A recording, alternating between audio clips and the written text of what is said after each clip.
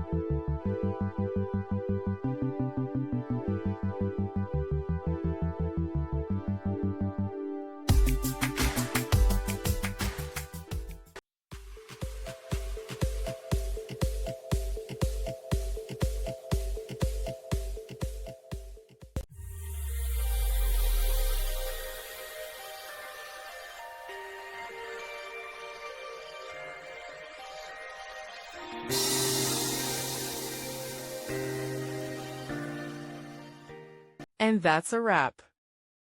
I hope you found the answer you were looking for. If you did, take a second to hit that subscribe button. It really helps out. And let me know in the comments which solution worked best for you. See you next time in the Debug Zone.